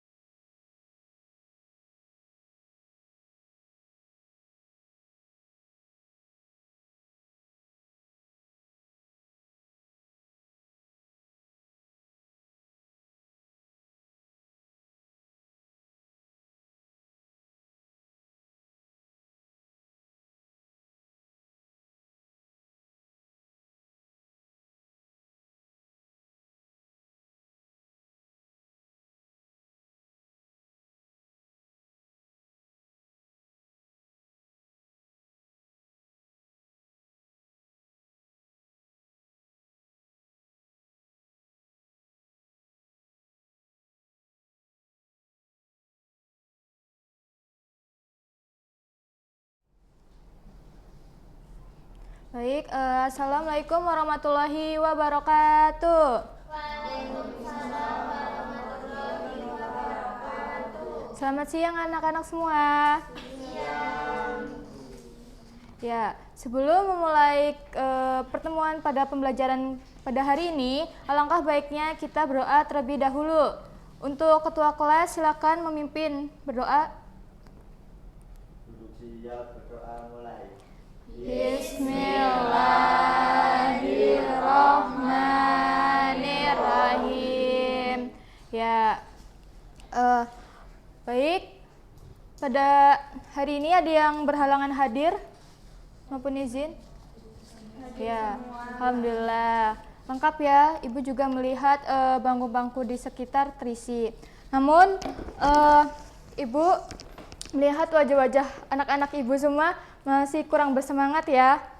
Kayaknya gara-gara ngantuk atau lapar? Ngantuk. Ya benar, ngantuk, jam-jam rawan ya. Nah, baik, Ibu punya ice breaking terlebih dahulu. Jadi, Ibu mencontohkan terlebih dahulu dan anak-anak Ibu yang cantik dan ganteng mengikuti ya. Nah, yang pertama, Ibu bilang tepuk 1. Yes. Nah, yang kedua itu ada tepuk 2. Nah, yang ketiga tepuk 3. Nah, ayo kita ikuti bareng-bareng. 1, 2, 3. Tepuk 1. Yes, tepuk 2. Tepuk 3. Tepuk 1, 2, 3. Yes. Gimana? Udah pada semangat? Sudah. Ya, alhamdulillah. Baik, karena Ibu ingin kepada anak-anak Ibu yang cantik dan ganteng ini agar fokus memperhatikan materi yang Ibu sampaikan. Nah, pada pertemuan kemarin kita membahas tentang sumber energi. Nah, sekarang yaitu perubahan energi. Ada yang tahu apa itu perubahan bentuk energi? Belum. Ya, baik. Energi yaitu suatu perubahan bentuk energi dari bentuk satu yang lain dan berubah menjadi bentuk yang lainnya atau yang dapat digunakan untuk melakukan usaha. Dan energi yang dihasilkan tersebut menghasilkan sebuah sumber energi. Nah, selanjutnya ada hukum kekekalan energi yang menyatakan bahwa energi tidak dapat diciptakan dan tidak dapat dimusnahkan. Jadi, tadi yang sudah Ibu jelaskan yaitu energi dapat diubah dari suatu bentuk menjadi energi lainnya. Nah, pernah nggak sih anak-anak Ibu merasa gerah, capek, kayak lusuh gitu? Ada yang pernah? Nah, biasanya kita cara menyejukkannya itu dengan apa? Pakai kipas angin. Ya, benar. Apa yang terjadi jika kipas angin dinyalakan?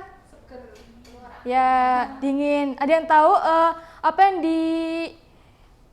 diakibatkan dari terjadinya kipas angin nyala? Dari perubahan bentuk energi apa? Ada yang tahu? Ya, benar. Jadi, ketika kipas angin dinyalakan itu akan bergerak. Nah, hal itu merupakan salah satu bentuk perubahan energi dari listrik ke gerak. Nah, selanjutnya itu ada perubahan energi, yaitu atau disebut juga sebagai transformasi energi yang sangat bermanfaat bagi kehidupan sehari-hari. Nah, berikut ada contoh energi gerak menjadi energi panas. Bisa dilihat, ini anak-anak sedang apa, anak-anak semua? Ya, benar. Kenapa bisa disebut energi gerak menjadi energi panas? Ada yang tahu? Ya, benar. Karena adanya terjadi gesekan, yaitu ketika anak yang sedang bermain perosotan, nah pasti di bagian belakang tubuhnya itu terasa panas karena adanya gaya gesekan. Nah, selanjutnya itu ada energi gerak menjadi energi bunyi. Nah, tadi kita sudah mempraktekkan semuanya kan, yaitu tepuk tangan. Untuk hal tersebut merupakan perubahan energi dari gerak menjadi energi bunyi. Nah, selanjutnya yaitu dalam kehidupan sehari-hari ada perubahan energi kimia menjadi energi panas, yaitu ketika kita memasukkan makanan ke dalam tubuh yang mengandung energi kimia dan zat makanan tersebut yang dihasilkan itu akan menjadi energi. Nah, reaksi tersebut adalah energi panas yang digunakan untuk memanaskan tubuh. Nah, selanjutnya yaitu anak-anak Ibu semua pasti pernah melakukan hal seperti family time, yaitu seperti menonton TV bersama keluarga. Yaitu hal tersebut adalah energi listrik menjadi energi cahaya.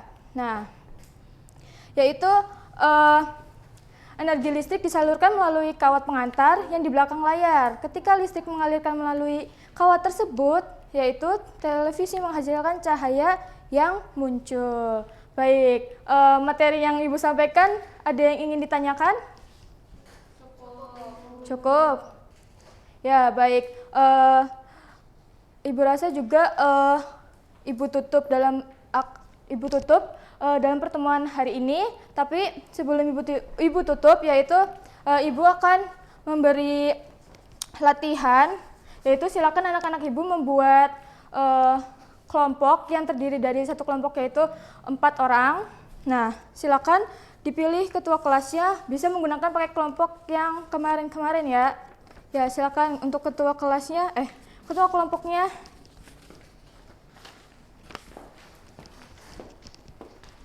Ya, nanti di pertemuan berikutnya Ibu akan membahas tentang pertemuan pada hari ini. Nanti kita akan koreksi bareng-bareng ya. Baik, Ibu tutup pada pertemuan hari ini. Mari kita ucapkan hamdalah.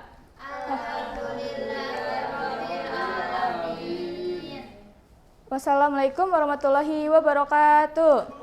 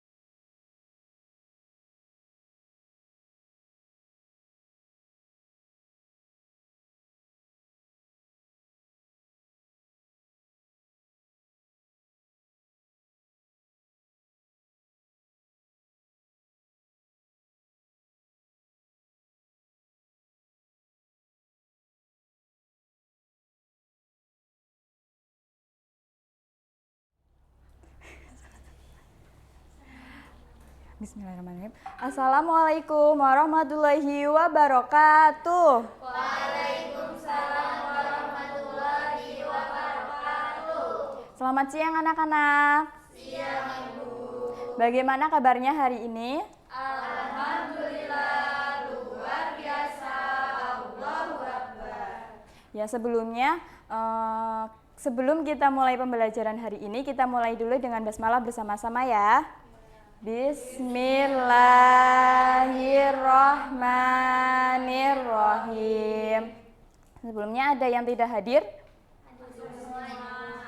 Nah, oke, hadir semua ya. Terus jadi kita mau belajar Quran surat Al-Hujurat ayat 13 tentang keberagaman. Nah, sebelumnya Ibu mau tanya, apakah semua teman di kelas kita itu berasal dari daerah yang sama? Tidak ya. Terus apakah warna kulit semua teman itu sama? Beda-beda. Terus kalau berbeda, apakah kita boleh mengejeknya? Nggak boleh. Terus lihat juga gambar ini. Ini gambar apa sih? Keberagaman yang ada di Indonesia. Nah, terus jadi perbedaan-perbedaan ini itu ada di Al-Quran juga ya, di Quran surat Al-Hujurat ayat 13 tentang keberagaman. Nah, sebelumnya ada yang mau membacakan? Ya, silahkan Mbak Yumna.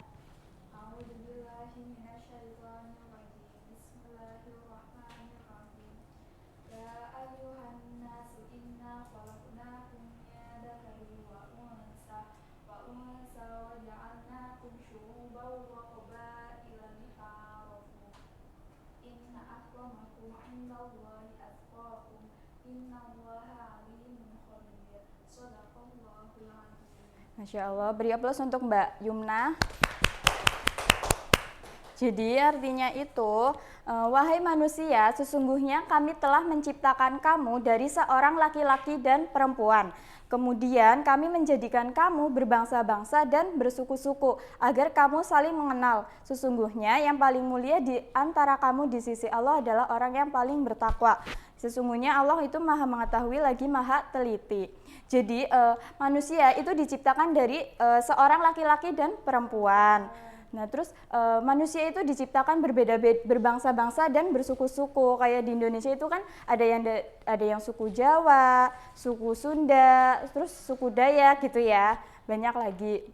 Nah adanya perbedaan itu supaya kita saling mengenal, supaya kita saling menghargai. Adanya perbedaan juga bukan untuk kita saling mengejek. Terus orang yang paling mulia di sisi Allah adalah orang yang paling bertakwa, bukan orang yang paling kaya atau orang yang paling pintar gitu ya.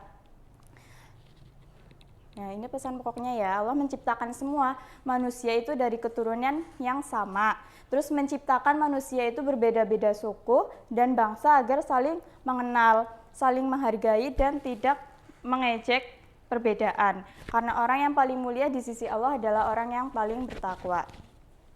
Nah, selanjutnya ada yang mau kasih contoh sikap menghargai keberagaman enggak? Contohnya apa aja sih? Ya, pintar. Terus apa lagi? Tidak boleh membeda-bedakan. Iya, pintar. Terus? Pintar. Ini ya. Nih, Ibu kasih contoh beberapa. Yang pertama itu berteman dengan semua teman, kata Mbak Safa, ya betul. Tanpa membedakan suku atau daerah asalnya. Terus kedua, menghargai pendapat teman saat berdiskusi. Terus tidak mengejek perbedaan bahasa, warna kulit, atau kebiasaan teman. Saling membantu dan bekerja sama dalam kelompok. Dan yang terakhir itu bersikap sopan dan menghormati semua teman. Ada banyak lagi ya contoh-contoh menghargai keberagaman. Jadi hari ini itu, jadi ada yang mau ditanyakan dulu nggak?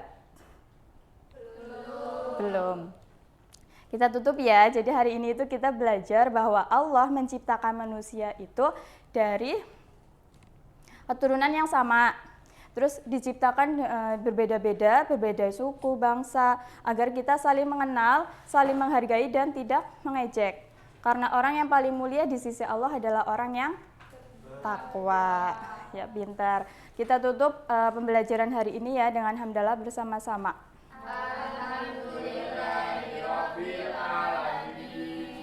Wassalamualaikum warahmatullahi wabarakatuh.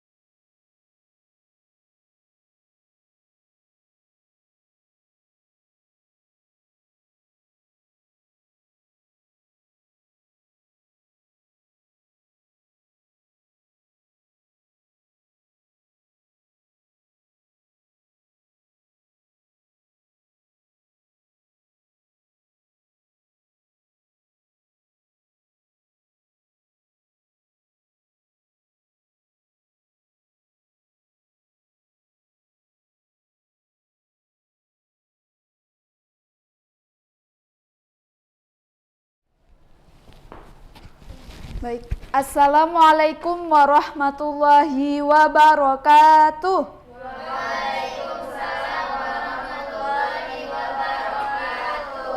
Selamat siang anak-anak. Siang, Ibu. Bagaimana kabarnya hari ini? Alhamdulillah, luar biasa.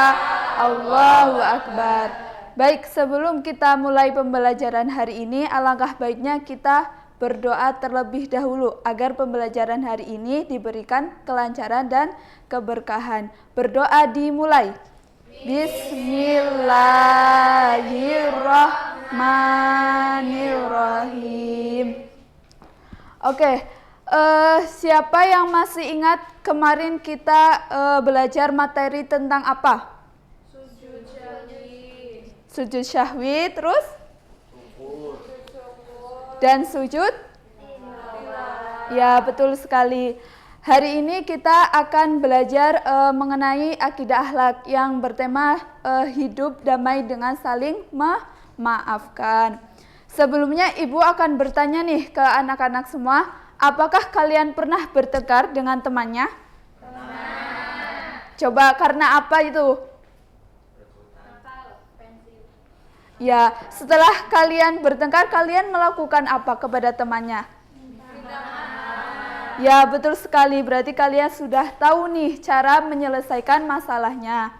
Oke, Ibu akan bertanya, apa sih arti meminta maaf? Ada yang tahu nggak? Angkat tangan. Ada yang bisa jawab? Oke, jadi meminta maaf adalah cara kita berbicara kepada temannya untuk kesalahan kita yang kita lakukan, untuk meminta kepada teman kita yang kita nakalin atau kita bertengkar itu, kita meminta mohon atau agar kesalahannya itu agar diampuni. Ya, kalau memaafkan ada yang tahu apa artinya? Ya, jadi memaafkan adalah menghilangkan rasa kecewa, marah, ataupun dendam kepada orang lain. Mengapa kita harus saling memaafkan? Karena Allah saja itu memaafkan kepada hambanya, apalagi kita yang manusia biasa. Oke, sebelumnya Ibu akan menampilkan video. Nah, nanti anak-anak bisa memperhatikan video tersebut ya.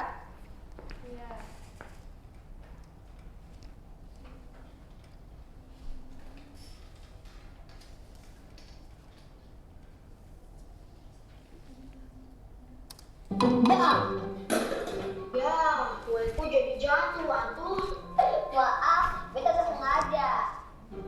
Pengganti yang baru. Wah, kesukaanku. Sini. Hap, kena. Oh. Ih, beta. Maaf, yang sekarang beneran kok. Hap, kok kurang cepat sih. Maaf. Buat apa minta maaf kalau kamu teh nggak tulus? Iwan, beta janji, takkan ulangi lagi. Beneran deh, maaf, beta bercandanya kelewatan. Janji ya, beneran. Sesuap ya, nyam-nyam, enak ya, ya. Baik, apakah dari anak-anak ada yang bisa menceritakan inti dari video tersebut? Ada yang bisa? Ayo Mbak Azri bisa? Oke, ya. Jadi video tersebut itu menjelaskan bahwa ada dua orang teman yang sedang berselisihan. Namun setelah itu mereka bermaaf-maafan dan akhirnya berteman kembali. Ya, betul sekali.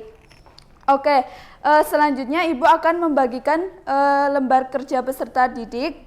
Jadi ini nanti mengisinya itu masing-masing sendiri. Setelah itu kalian berpasang-pasangan dengan sebelahnya, lalu mendiskusikan hasil dari masing-masing, lalu kesimpulannya itu ditulis di lembar kerja peserta didik. Jadi saling bertukar jawaban. Bisa dipahami? Bisa. Baik.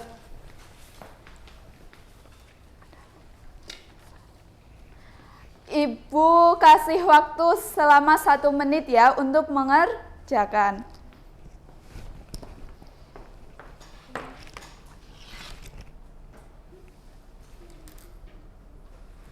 Oke, baik. Apakah sudah selesai? Oke, mungkin Mbak ini siapa? Ya, untuk maju ke depan dan mempresentasikan.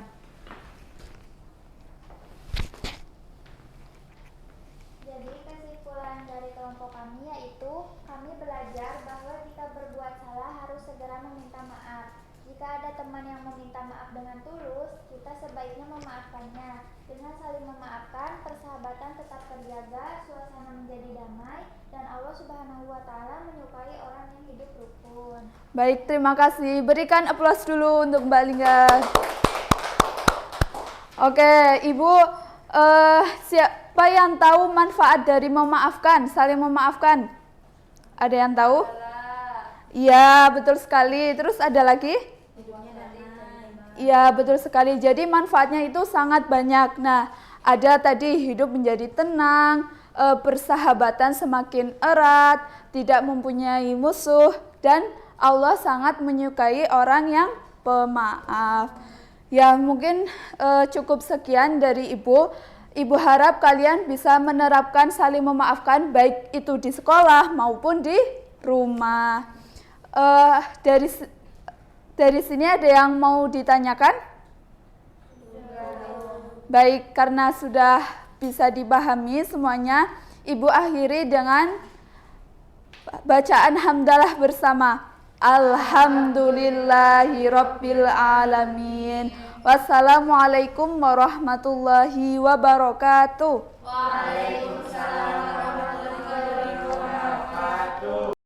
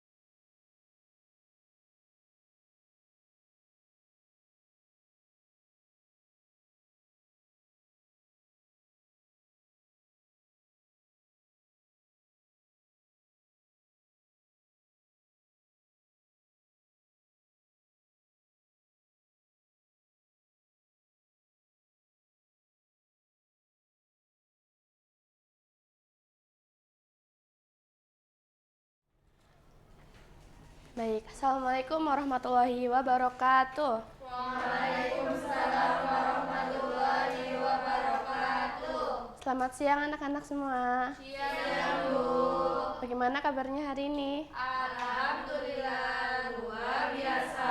Allahu Akbar. Baik, hari ini masuk semua ya? Masuk. Oke, baik, hari ini kita akan belajar mengenai kewajiban menuntut ilmu.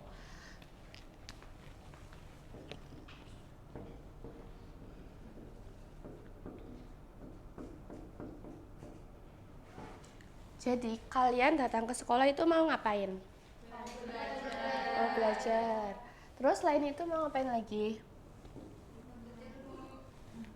Menuntut ilmu. Oke. Jadi menuntut ilmu itu kita mencari pengetahuan yang baru, yang tadinya kita nggak tahu menjadi tahu. Nah, dalam Islam kita itu diwajibkan untuk menuntut ilmu sejak kita masih kecil, sudah dewasa maupun sudah tua.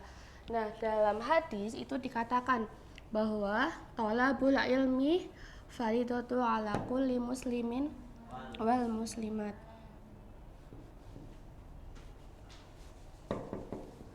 Nah, ini hadis riwayat Ibnu Majah. Jadi kita semua harus semangat ya mencari ilmunya.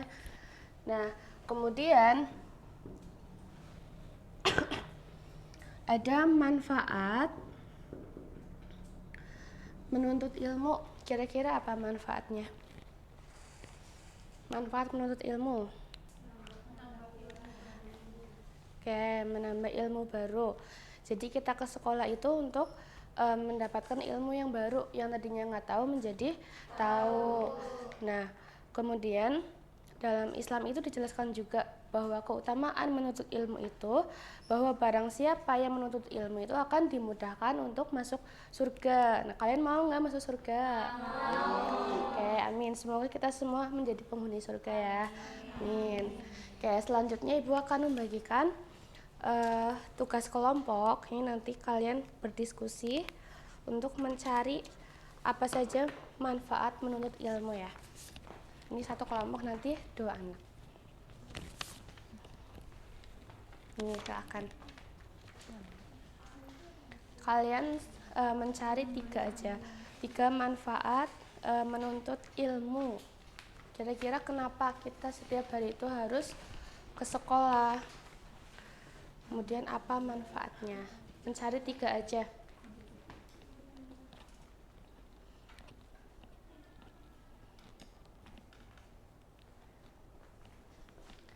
Sudah? Oke, semuanya ikut berpikir ya. Oke, waktunya tinggal 1 menit lagi. Ada yang udah selesai?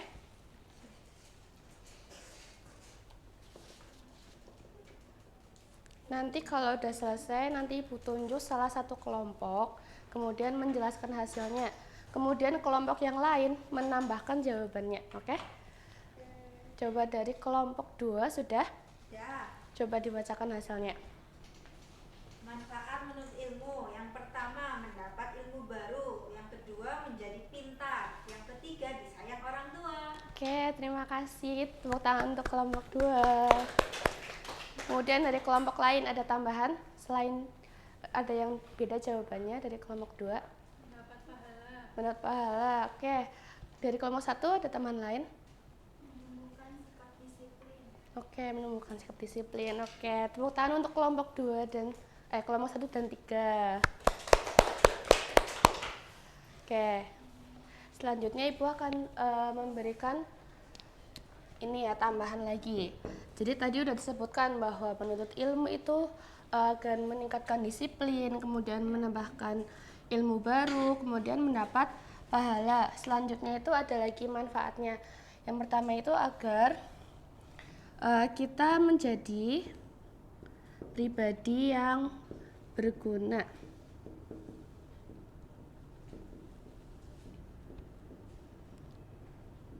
Nah, tadi kan dikatakan bahwa menuntut ilmu itu agar kita yang awalnya nggak tahu menjadi tahu. Nah, kalau misal kita udah tahu sesuatu itu, kita akan menjadi berguna. Karena misal nih, kita kan punya orang tua. Nah, misal kita tahu sesuatu terkait penggunaan HP. Nah, sedangkan orang tua kita nggak tahu. Nanti kita akan mengajari. Nah, itu nanti jadi berguna. Oke, selanjutnya manfaatnya itu menjadi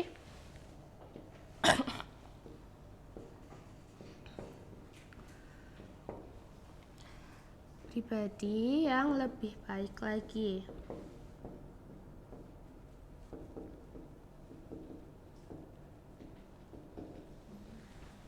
Nah, tadi yang awalnya kita nggak tahu menjadi tahu.